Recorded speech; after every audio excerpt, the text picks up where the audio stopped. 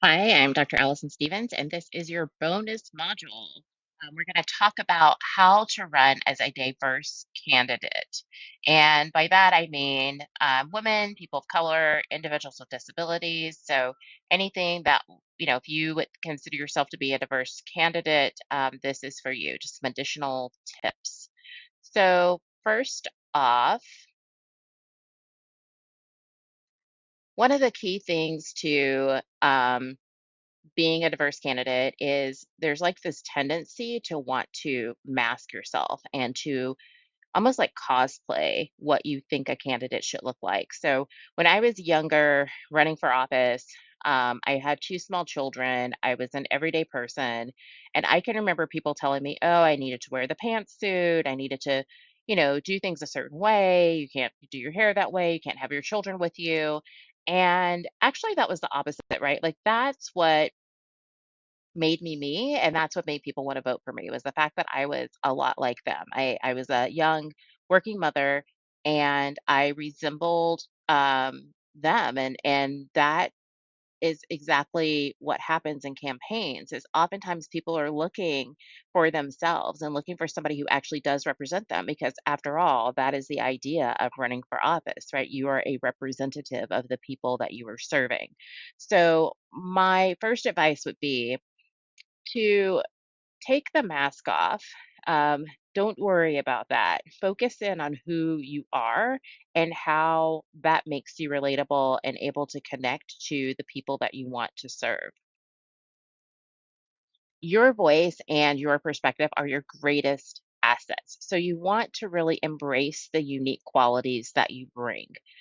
So there is something about you that is different, and that is coming from your lived experience, your voice, your perspective. So make sure that that shines through. You don't want to be the person who's just repeating the standard talking points. That is not going to make you stand out. That is not going to help people to go, okay, I can connect with that person. Let me, go ahead and give my vote and trust that person with my vote. So it's important to continue to be who you are. Also, if you have some accessibility needs, make sure that you tell people that ahead of time and that it's an expectation that you're going to be able to participate. So there's an event coming up, which once you file your kind of contact information, email address, whatever's out there, there's going to be a lot of events. And you do have to be judicious about how you choose to participate in events. Remember, you want to make sure that you are ultimately connecting with people who can vote for you. There's also those endorsement interviews. But what you need to do is make sure that you're telling them what you need to be able to participate as a candidate.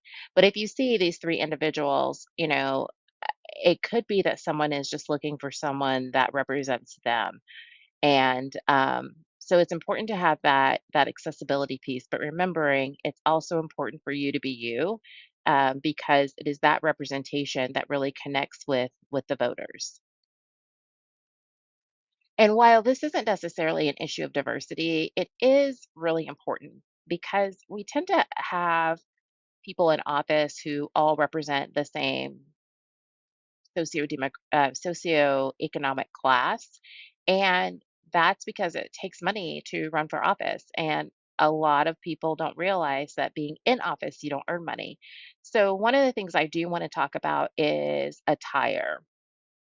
So you want to make sure that you have things that you're comfortable with, that you feel like you're appropriate for the occasion. But that doesn't mean that you have to go into debt. That doesn't mean that if you don't have money to spend on a wardrobe that you can't run. So what do you wear? You go find a thrift store, a consignment store, an online secondhand retailer, and you choose clothing that you can mix and match, right? That capsule wardrobe, excuse me, where you're able to take the pants and wear it with a couple different tops and throw a, sweater on, neutral colors, those kinds of things. So you don't need to go out and spend a ton of money. You need some things that will fit multiple occasions that you can mix and match on a budget. Now, for women, there can be other pressures regarding appearance and your style of clothing, and that can be really, really challenging, especially right now with whatever this thing is. With the Republican Party, there's this sort of look that's been discussed. Um, It's interesting. You want to be attractive, but not too sexy. But, you do want to be, attractive enough. There's also our sexual and gender diverse community where there's a pressure to present according to a gender norm. And so I just want to highlight that and say that, yes, that does exist. It is a balance. And also, what's important is that you're not taking away from your ability to represent the community and your ability to get people to remember your name so they will vote for you. Bottom line, that's what your focus should be. So it should not be on what your clothing is. It should not, this is not a fashion kind of thing. It's great for you to feel comfortable and confident in whatever it is that you're wearing. It's going to fit within your budget and you're going to be able to present yourself in a way that's going to get those votes and help you to be who you are. But again, authentically being yourself is really key. So again, I just want to bring this back about the photos on the campaign signs. I just want to reiterate this point. When someone goes into the booth, there's no picture there. They're not going to go, oh, yeah, so and so, right? So again, the focus is less about your parents and all these other things, and more on can people remember who to vote for when they get in that booth. Now, one of the other things that I think is important for diverse candidates is really looking at um, fundraising and community gatherings.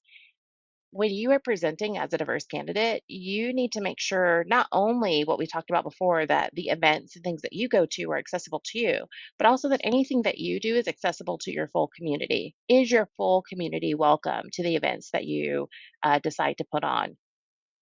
So, as you can see in the middle there, her full community is behind her as she speaks. She has an accessible entrance, and you have to hold yourself to that kind of gold standard. If you are going to be running as a diverse candidate, you want to make sure that you are, in fact, open to everyone when you are participating or hosting any kind of community gathering or event. And finally, your identity is your strength. So turn your lived experience into your greatest asset. There is nothing better than a good story. Tell your story, be who you are, explain why you want to run, talk to people about how you connect with them with their issues. Being a true person, being real, being human, all of that is what helps people to connect to you and helps them put that name together in their minds for when they get ready to go vote. There's always those people, everybody has them in their family, where the whole family calls and says, hey, I'm filling out this ballot, do you know which one I should vote for? You want people to go, oh yeah, that wonderful person who does X, Y, and Z. Oh, I know she had that same experience that I had, or that my friend had, or that my parents had. I want to make sure that we're all voting for her. So that's what you want. Who you are is your strength. Don't hide it, don't mask it. Um, just be sure that you are telling your story because who you are is what's going to make the difference.